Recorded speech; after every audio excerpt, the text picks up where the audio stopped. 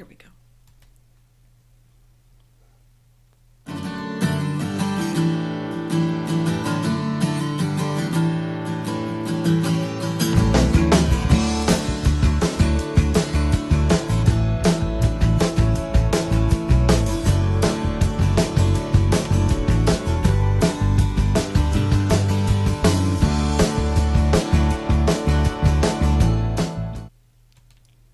Welcome everybody to Mary Giuliani Live. I am so glad you're here tonight.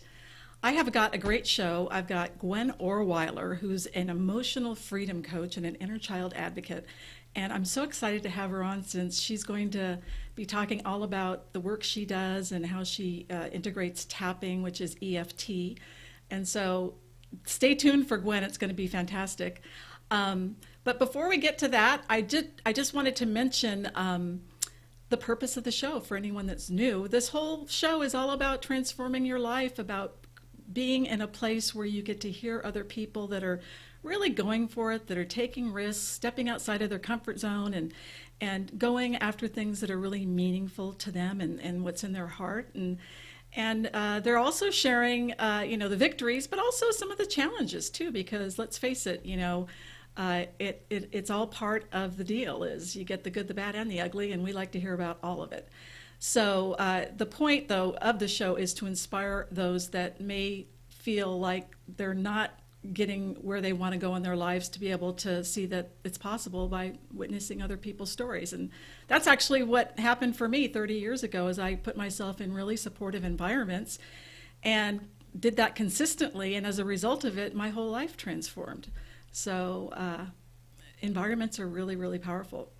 Okay, so how you can interact in the show tonight is that the beauty of live stream is we have live chat where you can ask Gwen questions, or me if you'd like, in real time. And in order to do that, you have to go to my website, which is right up here, marygiuliani.net, and go to the Watch Live page.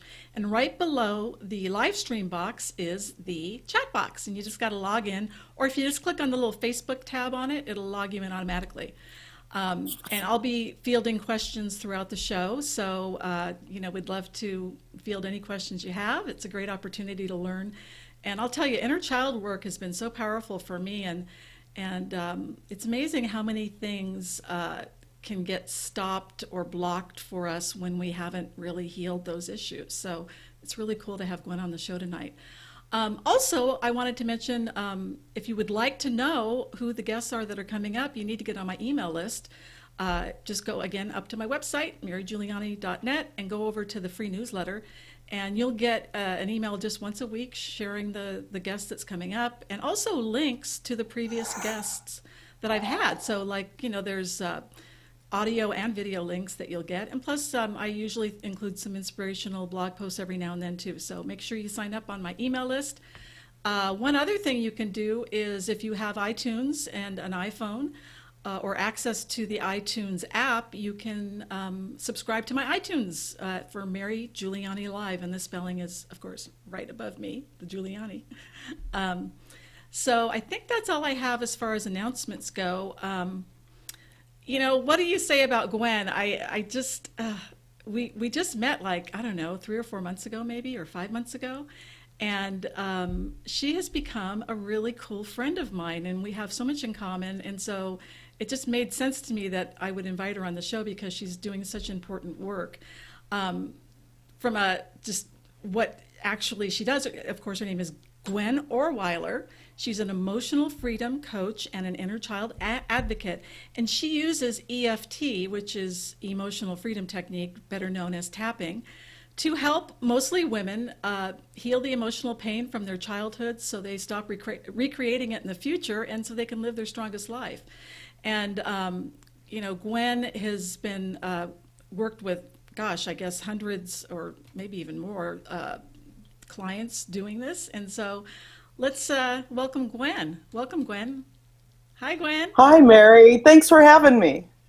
You are so welcome. It's so good to see you. Wow. It's great to see you too.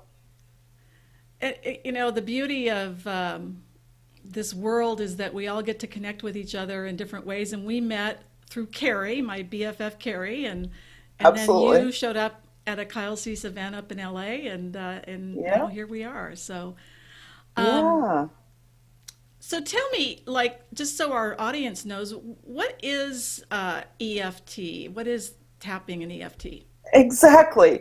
It's kind of strange, and it's interesting. 8 years ago, when I started talking about it, they looked at me like I had two heads or something because they had never heard of it. Yeah. Now it's becoming much more popular because of how effective it is.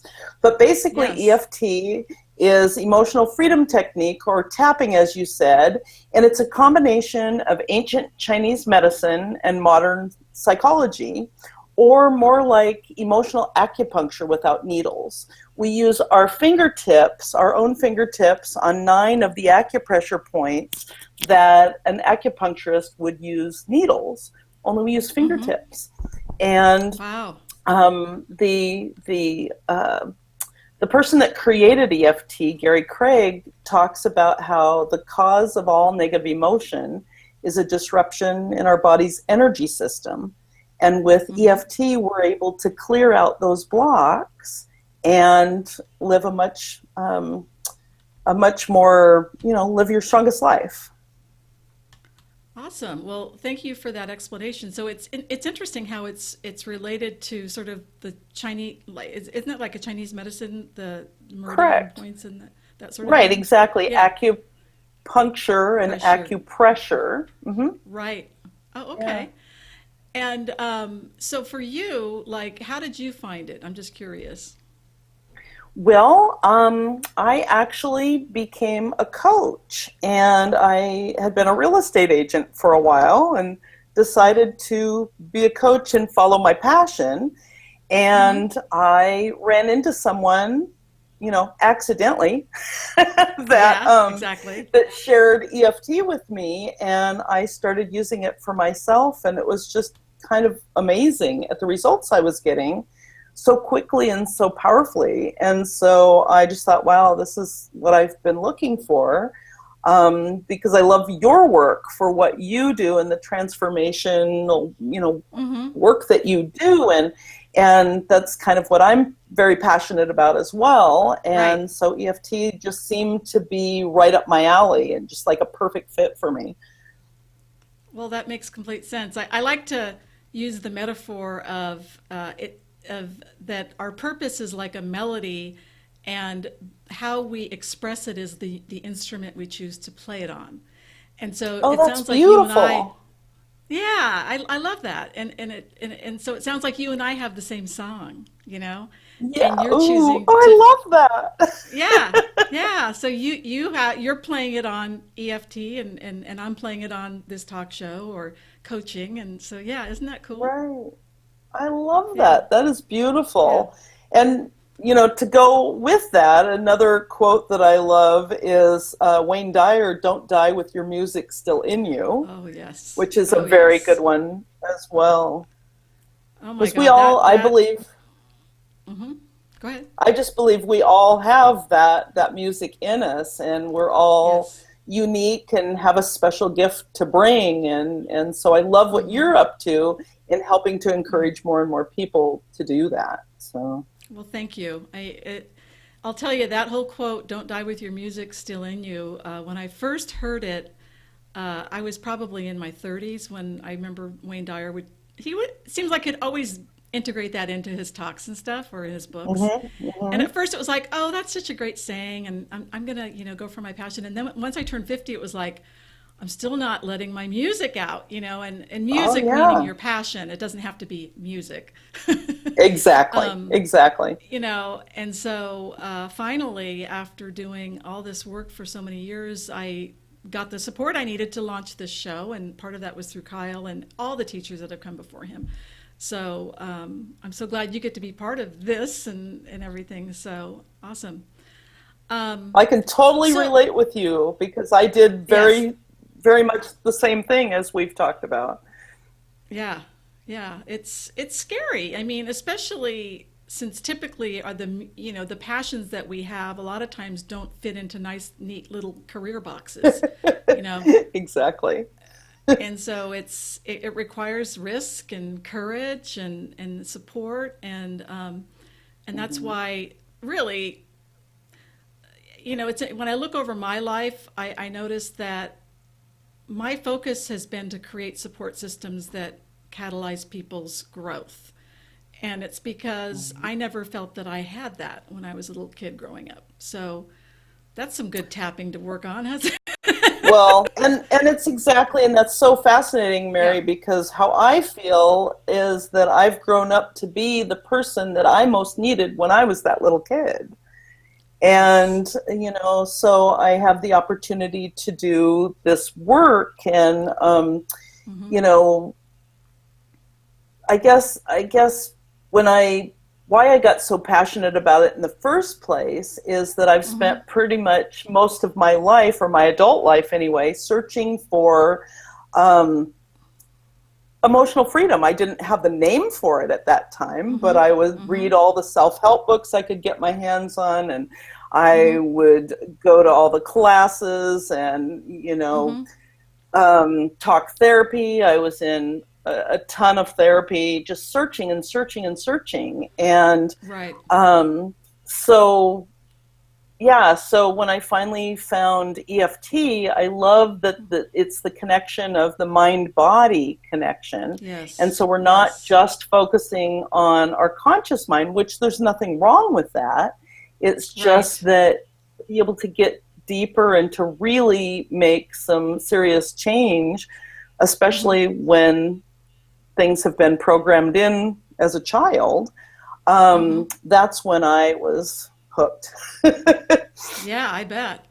Well, I'm just curious, for people that aren't that familiar with inner child work, can you maybe go into a little bit more detail about like what inner child work is, and like maybe what symptoms are, like let's say somebody's like, well, I don't know if I still have unhealed inner child wounds. How would you know? What would be showing up typically? Well, I guess what I can do is share a little bit of my own story to help Yes. explain that, and how EFT has helped me Yeah, right off absolutely. the get go. And Yeah. you know, when I was born, I had my parents were older, and they had 3 kids. And 14 years later, I was the whoops. They hadn't Uh-huh. planned for me at all, and I always felt um, this feeling. I didn't really have words for it, but I had this feeling that I wasn't wanted. And Mm-hmm. so when I started doing tapping, I was tapping with a friend of mine who's also an EFT practitioner. And we went back as far. This is what's interesting, is because when I started doing this, as I worked with people, I seemed to more and more find that kind of magical thread that took us from what we were struggling with today in our Mm-hmm. lives back to a moment in childhood, or moments. Mm-hmm.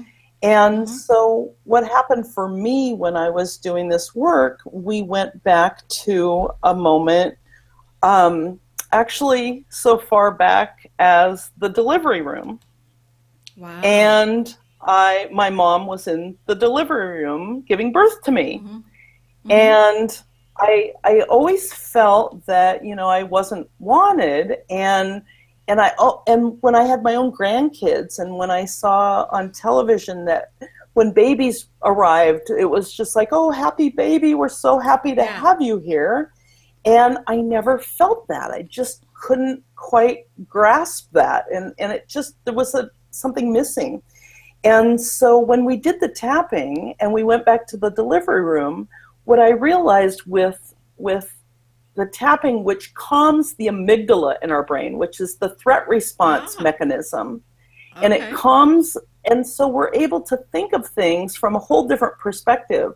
And what I Right. realized is my mom in 1957 was knocked out with ether having me. Oh. So there Oh. wasn't a happy baby. She was, you know, Out of it. passed out. She was out of it, yeah. And Oh my so gosh. it just cleared so much of Mm-hmm. Mm-hmm. all that questioning and Mm-hmm. the feelings that I had been carrying around for my whole life. And Yeah. because I was 55, I think, yeah, I was 55 when I ran into EFT. And Mm-hmm. so, like you talk about, it didn't come together before then. So, Mm-hmm. but one Yeah. of the other things then, after I was born, and my parents were older when I came into the world, and my mom Mm-hmm. told my dad, I think I'm pregnant. And my dad said, "Oh, you've got the flu." And she Mm-hmm. said, "Okay, well, you're coming to the doctor with me." So they went to the doctor, and she came Mm-hmm. out, and he said, "It's the flu, right?" And she said, "Yeah, with 2 arms and 2 legs." So I Oh my became the gosh. flu bug. And it's kind of a cute little Oh, story, but when you're a little kid, I took it real personal. I like you felt were an like, illness or something. Yeah. right. And it was just this weird Yeah. thing, but I couldn't wrap my head around it. I was a little kid Yeah. and I didn't Yeah. understand.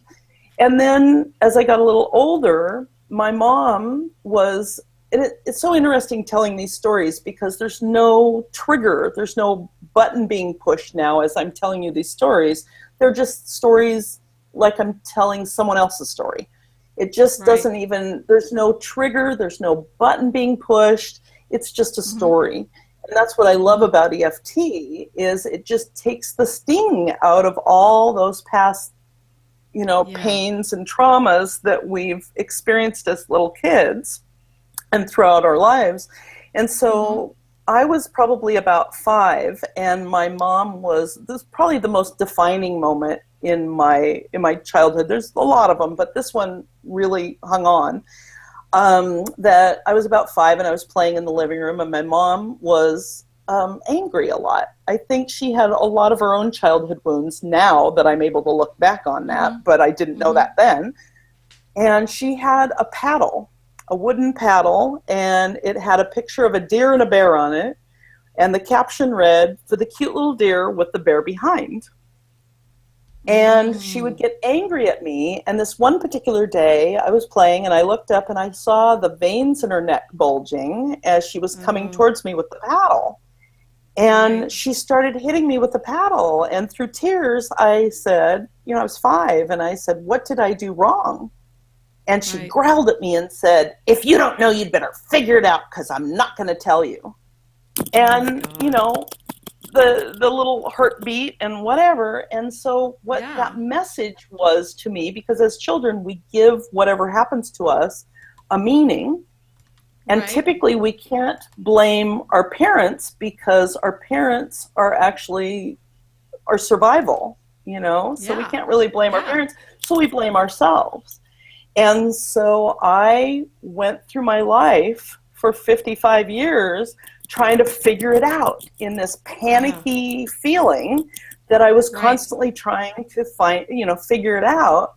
And Yes. the other little caveat to that is that I wasn't able to ask for help. So, Yeah. things like Well, as an yeah. It's like, adult, yeah, go ahead. oh, I'm sorry. So it's like the message was you have to like if you don't know what you did wrong, then I'm not going to tell you kind of thing, right? Right. With And your so I mom. had to figure it out and I had to do it alone. And so Right. So things in other like when words, I was, yeah. as a grown up, I was a Yeah. realtor, and I remembered I could not get myself to go into the broker's office to ask for help because that Hmm. message was running in the back of my Right. subconscious mind, Right. And so with EFT, what I realized in doing the work is I realized that I had spent all those years like panicking to figure it out, Yes. like there was some finish line I was running to cross. And I Right. realized that my mom, in anger, said something that didn't really mean Right. anything. But I Right. took it real personal, and it Yeah. really colored my whole life. Yeah. And so we were able to, that there was no such thing as an it in that sentence that she said to me that Right. day. Right. And it's just been such a relief. And it's amazing Yeah. how many layers in when we're doing tapping, we're taking down layers of a specific trauma or Right. loss or whatnot. Right. And to be able to, I kept going back to that specific thing because my life was all programmed by figuring it out in a desperate manner. And so tapping has really helped me to, mellow that so that it pops up, here and again, time and again, but so much better now than it's ever been in my life. Yes. That's great. And oh my God. I think let's see. No, I think that pretty much. Okay, good. Kind of well, thank you for sharing that. I mean, actually, Danny is in the chat room. I just want to acknowledge Danny and Sandy, and he has a question, which is, all right. How mainstream is EFT? If I bring it up to my psychologist or therapist, are they likely to at least know what I'm talking about? And if they do, are they likely to roll their eyes or take me seriously? All of the above. Yes, they may. It's getting more and more popular because of the results that people are getting from it. And so more and more doctors and psychologists and mainstream healing workers are using it. And as a matter of fact, I just got a message, an email about, I wish I had the specifics right here with me, but it said that the new study out says that it has been at least as good or superior to all the other therapies that have been used up to this point for depression. Wow. And it's also, the research shows that they've used EFT for PTSD. Awesome. And 90% of the people have been successfully treated within 6 1-hour sessions for PTSD. Wow. That's amazing. And so that's huge. It's becoming, the research is really showing it reduces our cortisol and adrenaline, which is the stress hormones. And so it looks really goofy, but more and more people are taking it much more seriously. Awesome. Well, thank you for that explanation. Thank you, Danny, for the question. Actually, I wanted to share a story of a breakthrough I had from working with an EFT coach. Excellent. Yes, please. This is only like 4.5 years ago. I had this total aversion to having any kind of presence online. You would never know that today. But literally, isn't that great? I didn't even have a Facebook account. I didn't have Twitter. And the reason was because I was fearful of friends from high school or whatever, or I felt really vulnerable to being ridiculed, or I don't know, it just felt like I didn't know that much about Facebook because I didn't have an account, but still I had this whole story of, if I put myself out there, it makes me vulnerable to the world. You know what I mean? Sure. And so I found this EFT practitioner, and I really wanted to work on this because I wanted to get my work out there. And so I worked with her every week for like a year and a half. And and so within, I don't know, probably 3 months or so, I worked on other stuff with her too, but within a few months, I was on Facebook. I was able to be, and it was just like a miracle. And literally, I would not be doing this show. I would not have the website I have. I would not be doing any of this. So it really speaks to the efficacy of tapping. And so I just wanted everyone to know. And so. That's amazing, Mary. I love that. Thank you so much for sharing your story, because that's typically the type of things that happen. And that sounds really crazy, but that's typically what happens. We have shifts. I work with part-time with friends of mine who are co-owners of a therapist's office. And when they work with someone who is stuck and they just can't get out of the loop, like mine was figuring it out, they have me come in and work with them, because with EFT, we're able to break through things that you're not able to do, often. And what, I don't know, it's kind of fascinating for me is I would imagine that when you were working with your EFT practitioner, there were probably things that came up from childhood. Is that right? Oh, yeah. Yeah. And it was about safety, and it was about shame, and it was about just this really, it was just really, what I want to say, revelatory. And it really revealed a lot about how unsafe I felt in my world.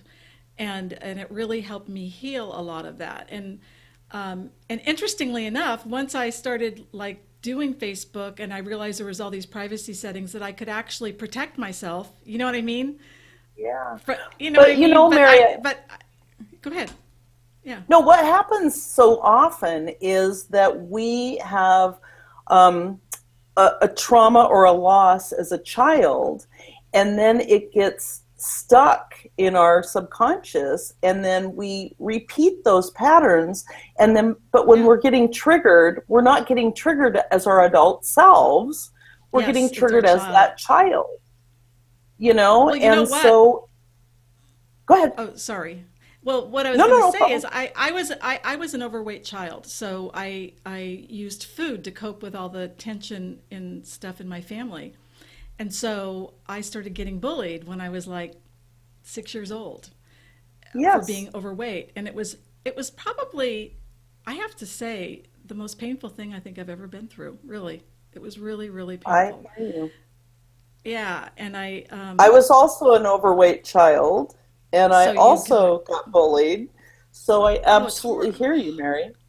I mean, it was just it was so soul crushing, and feeling like something was so horribly wrong with me, and so unattractive about me and my body, and what kind of a person would be so out of control with food, and it was just this horrible feeling. And so it made sense when I started working with this EFT practitioner that I would not feel, if you think about it, putting yourself out there on Facebook exposes you to, in my mind, I thought being out there online exposes the trolls for, you know what I mean, of bullying. Absolutely. You know what I mean? Absolutely.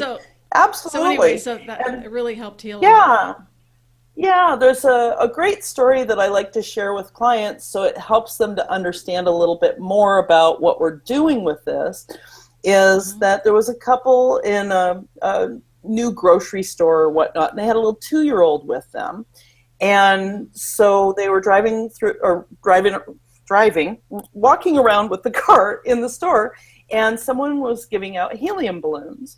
And they gave their little 2-year-old girl a helium balloon, tied it around her wrist, and she was, over the moon. That was the best thing since sliced bread. That was so great. Yeah. And so she got out to the car. They got out to the car, and on the way home, on the drive home, she had fiddled with the ribbon and took it off, and it floated to the roof of the car. And so when they got out of the car, opened the door, the balloon floated out and popped against the bush. And she was in meltdown. It was a traumatic experience for a 2-year-old, and she was just in a meltdown. And her dad picked her up and hugged her and comforted her for about 30 seconds, processed that trauma, and in 30 seconds, she was wiggling down to get down and go see what mom was doing in the kitchen. Right. And what happens when we have traumatic experiences as children, we don't have someone to help us process that.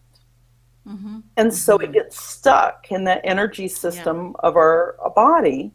And so when we're able to use EFT, we're able to take people back to that moment and to help them process it. so that it's Yes. not so scary anymore, and we're able to see it from our adult and feel it from our adult Right. perspectives. There's a story I like to share that's actually my husband's, and he knows that I tell this story, but it's such a Mm-hmm. good example of how it's directly, that thread goes directly with something that we're struggling with today, goes back to childhood. And it's kind of a fun one, so it's not, we're not digging into anybody's trauma right here Yeah. on the radio. Right. But when the kids were little, he would just throw a fit about syrup. He hated sticky.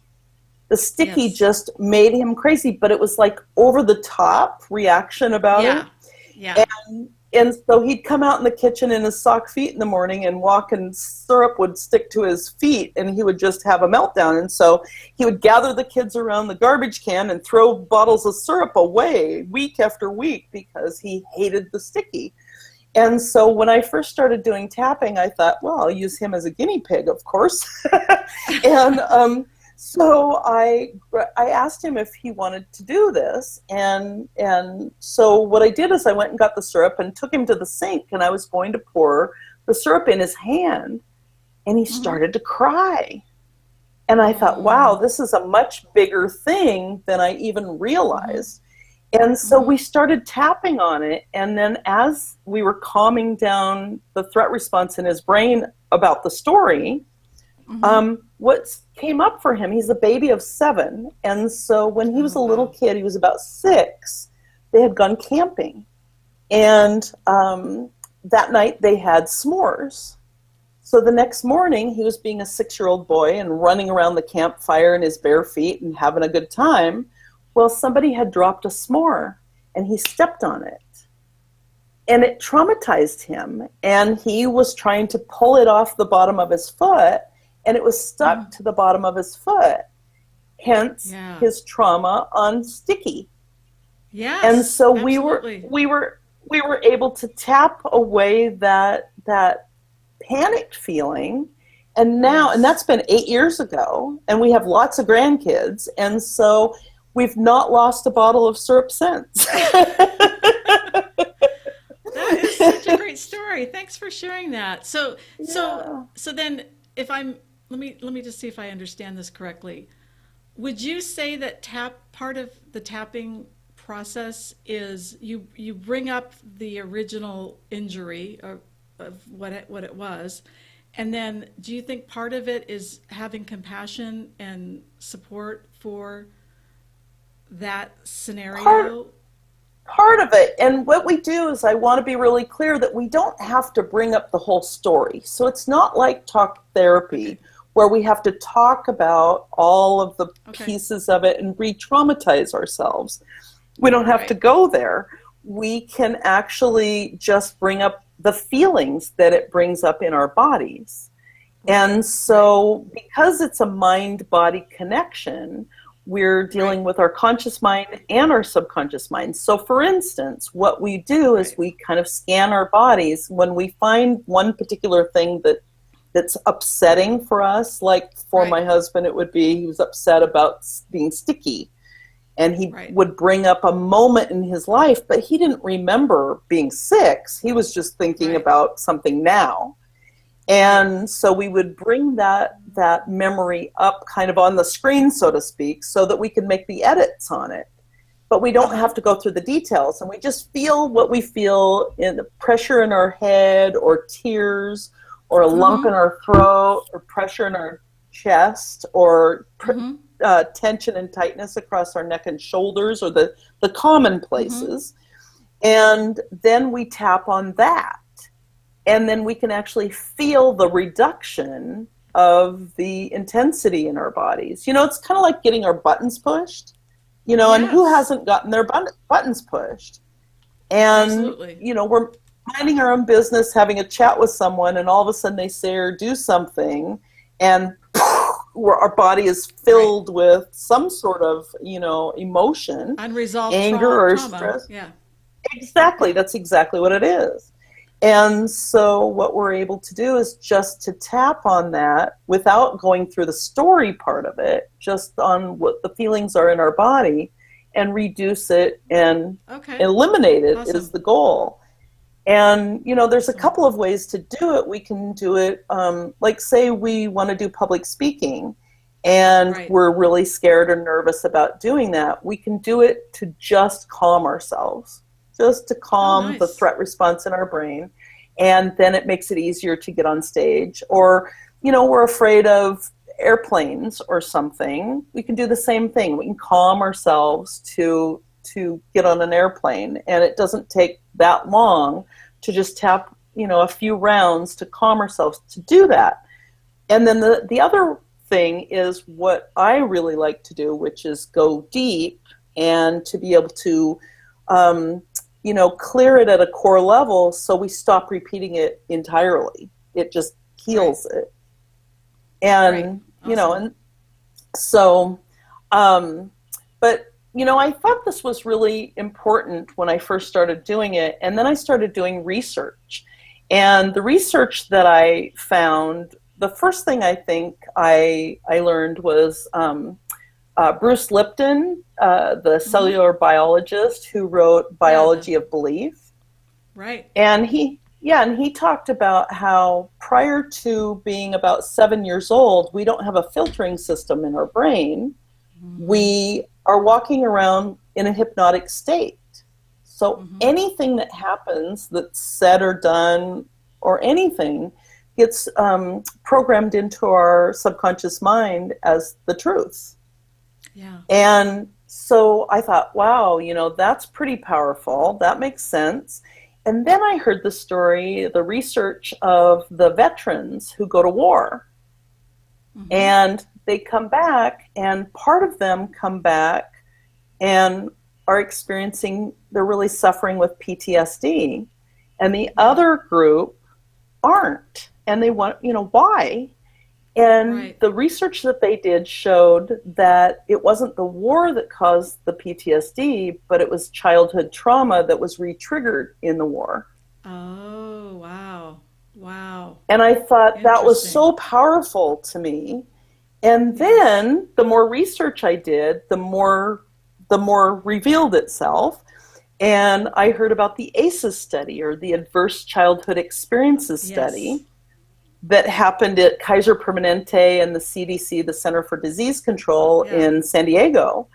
And they did research. They actually asked 17,500 of their clients who had good jobs in healthcare. So they weren't the people that you would, our society says are bad people because they have whatever kind of issues that they have, addictions or things like that. And they asked a series of 10 questions about childhood abuse or neglect, or growing up in a family with an alcoholic parent, or an addiction, or a family member that was in jail, things like that. There's a series of 10 questions that they asked. And what they found out is that adverse childhood experiences are extremely common, that most of us have, a lot of them. And the second big thing is that if we have adverse childhood experiences in childhood, it's a direct correlation to our health and wellness as an adult. Yes. Wow. And so diseases, and it's just the connection, the mind-body connection of that. Yeah. Exactly. And, I have so many people as an inner child advocate, they say, oh, what I'm experiencing today has nothing to do with my past or my childhood. But this, research study was pretty huge, and it totally shows that. Then there's another guy named Dr. Gabor Mate, who is an addiction specialist and has worked a lot with addiction. And he also works with the ACEs study, and he says that that the more severe our childhood traumas, the more severe our addictions, and that they're so correlated. And it could be addictions to anything. It could be addictions to all the typical addictions, or over shopping, overworking, Process addictions, thrill. right? Yeah, all kinds of things. And Internet so that was addictions, just yeah. so, yeah, it was so fascinating. And this is the piece that I just really want to share with you because I was just kind of blown away that Dr. Mate talks about how he goes and speaks to medical professionals and doctors all the time.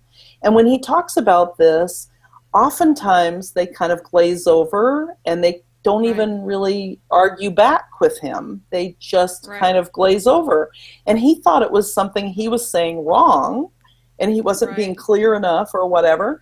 And then what he's come to believe is that if they had to accept that childhood trauma was the cause of disease, then they would have to face their own childhood trauma, and it's too scary for some people. And so that's what I love about doing this work and making it as safe as possible for people, because it's so huge. Health and, well-being and addictions and whatnot, because we're just trying to soothe ourselves, and that's what we're trying to do with any kind of addiction. And so anyway, I could go on and on. I just got very excited about this. No, but thank you for sharing that, because it's so clear that whatever we don't heal, whatever we don't deal with is going to deal with us, whether it's through addictions, through illnesses. And so, this is so powerful, and I'm so glad you're doing this work because you have such a safe energy about you. You know what I mean? I feel like I could tell you anything. And I would really be loved appreciate that. Yeah. I love that. Thank you, Mary. I really appreciate that. Because that's my hope. Yeah. Well, I'm looking at the chat room. There's several people that are in there. There's Carrie, Wonder Woman is in there, Carrie. And Sandy is in there as well. And and then Danny, of course. So I just wanted to acknowledge all these. They're having a good time talking amongst themselves too while they're watching you. Of course. Which is great. That's okay, right. So we're gonna have Gwen demonstrate tapping on me. So so this is a way to you're going to demonstrate it, and then I'm just going to copy you, right? Right. And so basically we only have a few minutes, so we're not going to get, very deep right now, but it'll give us, give people who are watching a little demonstration of how we do this. And so what we're going to do is the actual tapping points that we use is we start off, can you see me here, on the side of our hand, right here. Okay, wait. You use your dominant hand. Oh, okay. And to tap on the other hand. Mm-hmm. Okay. And you just use right. Does that make sense? Yeah. You can use all 4 fingers or 2 fingers, whatever's most comfortable for you. It doesn't matter which fingers they are? Nope. It's very forgiving because there's Okay. there's energy meridians in the side of your hand and in your fingertips. So what we're doing is we're tapping, and then here on your eyebrow, right here, right by your nose, right, that little bony spot right at the... It doesn't matter which one? Well, yeah, in the middle here by your nose. Okay. And then we're going to go over to on the same side. So if you're right-handed, you use the right hand. There's a little delay here, so it's a little challenging for me to explain this right now. Right. That they're just right here on the side of your nose. So if you're right-handed, on the right side of your nose. Okay. Perfect. And you just want to tap. Tap, tap, tap. Good. And then on the other end of your eyebrow, over here, you want to tap, tap, tap. And then under your eye, just be really gentle right there. That's the point. It's kind of a fragile little area there. And then under your nose, tap, tap, tap. Okay. Good. And then on your chin, on the little crevice there in your chin. Okay. And we call it the collarbone point, and I was taught to tap like this, so it's kind of like where a man's bow tie would go, but you can use both hands. And I see you're using both hands. Some people were taught to use both sides, and we can do that as well, but I was taught to use one hand, so but it works either way. Okay. And then the next point is under your arm, which is for a woman where their bra strap goes from front to back. You just want to pat there like a baby's butt. Okay. And then the last point is on top of your head. And also I just have people pat like a baby's butt, or some people use their fingertips and do that.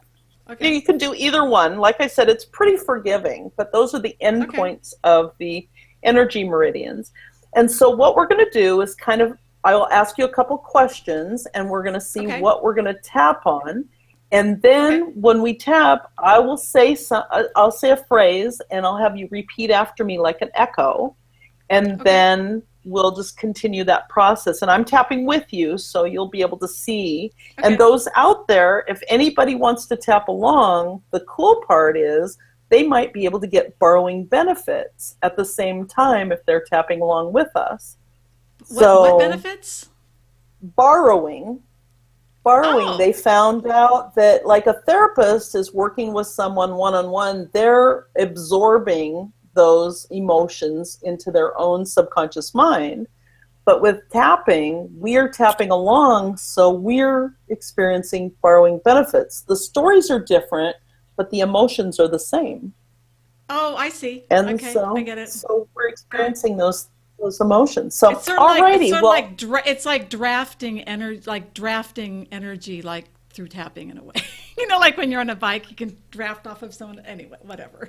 Oh, yeah. I think I understand what you're saying. Yeah, exactly. Yeah. So basically, you were saying what you wanted to tap on tonight. Then is letting go of caffeine. Caffeine, exactly.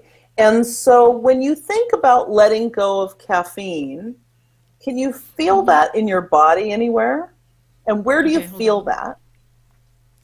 In my, where my stomach, my lower stomach area, like at a tension, Yeah. Good. And so that tension, I'm going to get a drink of water really quick. Sure. Okay, good.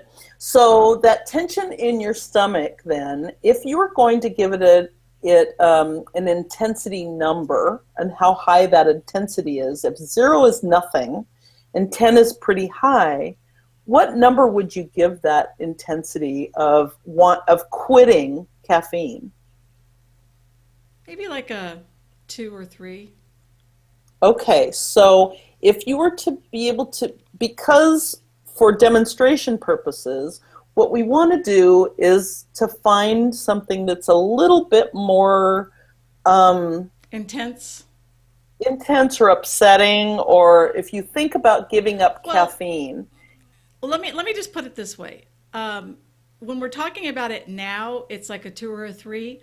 But when we get to day 1, like where I'm off of it, then that's what I want you to do. Oh, I want you to imagine in your mind's eye what it's like. Okay, you typically have coffee in the morning, or you said that you'd like to drink soda. And so what time of the day would you typically have soda? Oh, like first thing in the morning? First thing in the morning. Okay, so first thing in the morning, you're getting out of bed, first day that you haven't had caffeine. You're not going to have soda this morning. You've had soda every morning for a long time. Right. So this morning you're getting up and you're not going to have soda. Did that rise up the intensity? Yeah, maybe like a 5 or a 6. Yeah. Exactly.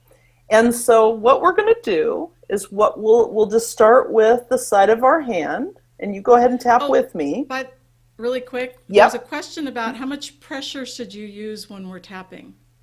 Very lightly. Just very lightly. Okay. And we don't have to be, hard at all. The question is should it be hard enough to feel the bone structure? No. No, you don't have to hurt yourself. This is emotional freedom, not emotional hurt yourself. Okay. But I get that question a lot, so I appreciate them asking. And so what we just want to do is to start here and just go ahead and tap on it and say, even though, and repeat after me like an echo, I'm not going to have caffeine this morning. I'm not going to have caffeine this morning. And it makes me feel, And it makes me feel what does it make you anxious. feel when you anxious? I deeply and completely I deeply and completely accept how I feel. accept how I feel. Good. Even though Even though the thought of not having caffeine this morning the thought of not having caffeine this morning makes me feel anxious. makes me feel anxious. I feel it in my stomach, I feel it in my stomach, and that's okay. and that's okay. I completely accept how I feel, I completely accept how I feel. even though Even though not having caffeine this morning not having caffeine this morning makes me feel anxious, makes me feel anxious, and that's okay. and that's okay. I completely accept how I feel. I completely accept how I feel. Good. Now we want to go to your eyebrow, the same side as your dominant hand. There you go. Um, I feel so anxious. I feel so anxious Good. Without caffeine. without caffeine. Oh, I'm I supposed to go over here feel now. anxious. Yep, you're doing I good. feel anxious. Under your eye. I feel I anxious feel anxious without caffeine. without caffeine.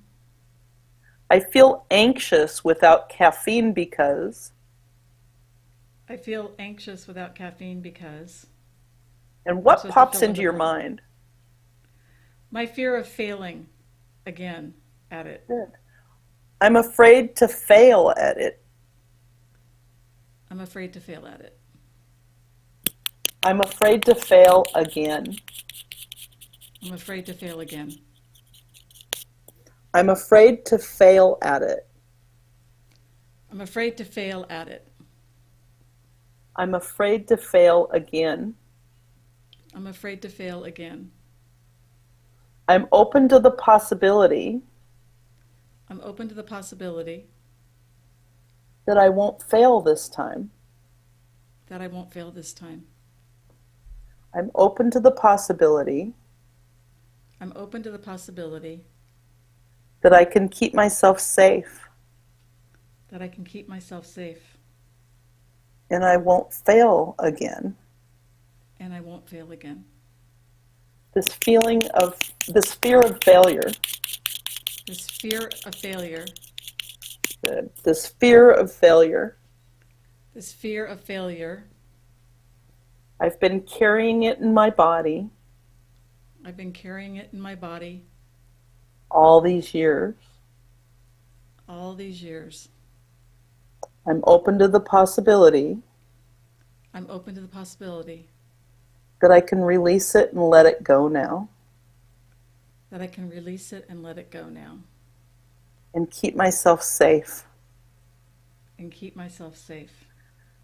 What a relief. Or what? What a relief. What a relief. What a relief. What a relief. Okay, I want you to take a deep breath.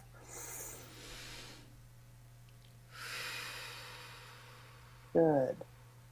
Now, if you think about getting up in the morning and being the first day of not having caffeine, and so you're not having caffeine and kind of reliving that story in your mind, can you feel the intensity of not having caffeine this morning? It does feel less. Does it? But yeah, it does. Well, you know what was interesting about this whole process is it's really about the fear of failure. Or Exactly. it's really about and the fear of failure I know has been a big wound for me, and that I thought I had like worked through most of it, but there's a layer here, and it started with the food failure when I was a little girl, not being able to. I felt like Absolutely. a failure around being able to control my eating, and so there was a part of me that felt like I was a failure versus I had struggles with different things. So Exactly, Mary, because you're experiencing it from a childhood's perspective. And Right. so if we had a lot of time, we would be able Hmm. to start with the fear of failure and go through Yes. the tapping process and really Right. focus in on the failure and what specific times you felt like you were experiencing failure. Right. And we would be able to clear that. And like you Right. said, so if you were to think now about the fear of not having caffeine, just because that's where we started, and it Right. was about a, did you say a 6 in your stomach? Yeah. Yeah. Uh-huh. I typically write down, but here on the show, I'm not Right. writing this Of down. course. But No, that's all right. um, and so if you were to think about it now, the fear of not having that caffeine or the fear of failing again, Hmm. what would be the intensity number in your stomach right now? You said it went down a little bit, Yeah, I would say it's more like a 2 or a 3. So it really, which is quite a bit for it's quite a bit five just for that minutes. one. Well, and what I noticed a huge shift in my energy was when you said, and I can keep myself safe, or something about safe. What did you say? Exactly. Yeah, that's exactly what I said. I can Yeah, keep I myself choose to safe, keep myself safe. and I guess on some level I didn't feel that way about myself, and it was like, oh, that's an option. Yay. And Mary, that's beautifully put, because that's exactly what happens, that we don't, when we're Yeah. caught in that little Yeah. girl trauma, Yeah. and a trauma Yeah. can be anything. It doesn't have to be what we typically think of a trauma. A Right. trauma can Right. be anytime we feel helpless, Right. powerless, or Right. overwhelmed. Right. Right. Right. And so the fear of failure is a big one, and I'm sure it's a big one for a lot of people listening in tonight. Oh my gosh, I'm sure. I mean, just culturally, we're so programmed to be perfect and be a success, and there's so much stuff around it, so it totally makes sense. So, But you can well, this see was great. how Oh my quickly God. that fear of failure just popped right up. And if I had $1 for every time somebody says, I thought I had worked through that, including Yeah. myself, Right. because we're working through it at a conscious level and not at a subconscious level. Right. Right. That's so So good.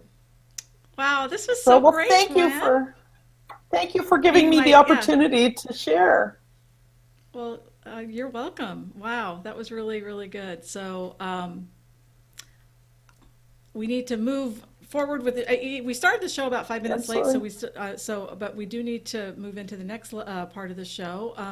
But before we do, what would you say is the message you're most passionate about? You want to leave our viewers with? Gosh, I think, I thought about this when I first used the Wayne Dyer quote.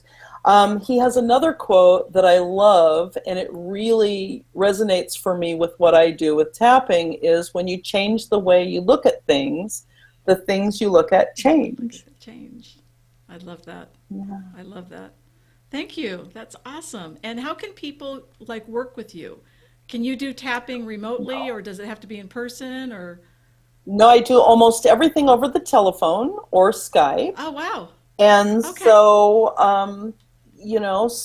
and I have my website is Okay. www.yourstrongestlife.com. And Okay. my email is gwen@yourstrongestlife.com. And Awesome. I offer a 1 hour phone session, introductory session, and to make sure that we're a good fit to work together. And I have a happiness guarantee so that if we aren't a Oh, good nice. fit for any reason, you get your money back. Because I feel so strongly about this, and I've Yeah. never had to give my money back or their money back. Oh, I'm sure you haven't. I mean, yeah. You have a very healing energy. Just again, it made me feel really, you make me feel really safe. And yeah, just anyway. So, No, anyway. I'm really glad Well, because, like I told you, I feel like I grew up to be the person that I most needed as a child. yes. Yes, exactly. Well, Gwen, this has been such a delight. And I just want to encourage everyone watching.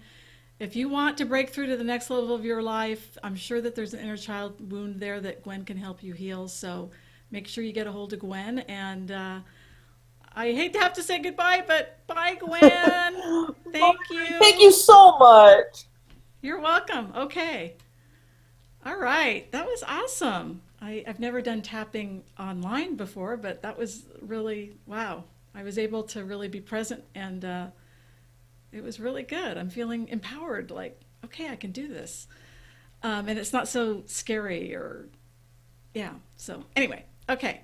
So, a couple of announcements, and then we're going to wrap up for the night. I always like to do a coaching challenge for viewers that's related to the topic. And so I was thinking the best coaching challenge would be related to inner child stuff. And we didn't get it, Gwen and I didn't get a chance to talk about this, but I've done a lot of different things around inner child work. And one of the things that's been really helpful for me is what's called non-dominant hand writing. So like I'm left-handed, so I would, in this case, I would pull out a journal and I would take the pencil or pen with my right hand, because I don't use that hand normally, and I would just ask my inner child how she's feeling. And how I would do it is I would say, in a very, like, as if I'm talking to my own little daughter that's maybe 2 or 3 years old. And so I might say something like, "Hi, sweetie, how you feeling today?" And then you write with your non-dominant hand the answer that comes out. And a lot of the times, it really helped me access the part of that little girl in me that's just so feeling so not heard, feeling so like burned, like, "Mommy, I want you to play with me. You know, you're always working, or you're always, I feel like I can't express myself," or whatever it is. And so that's a really good way to get in touch with what your inner child is, how they're feeling, how she's feeling or he's feeling. Another thing is I just do this sort of mindfulness meditation where I just put my hands on my heart and just kind of close my eyes and just check in and say, "Hey, sweetie, how's it going?" And just let her speak to me in my own heart and my mind, and just be there and really acknowledge her for what she's needing and wanting.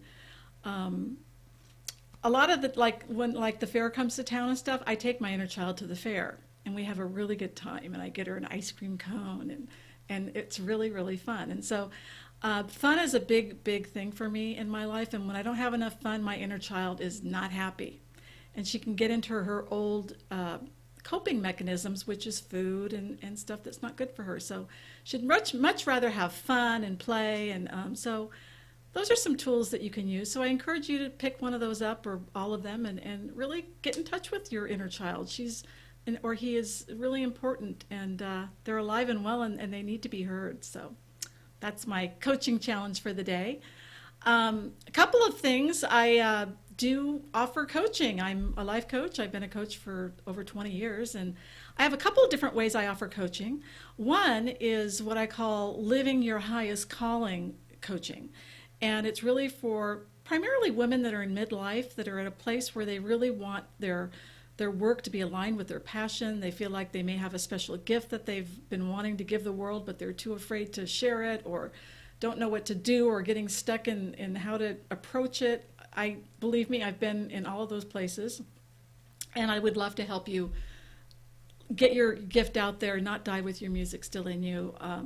I really get how, especially in midlife, how it can feel like the window of time is closing, and unfortunately it is. And so if you need help in really living your highest calling, I can help you. Just go up to my website, and there's the coaching tab that you can click on.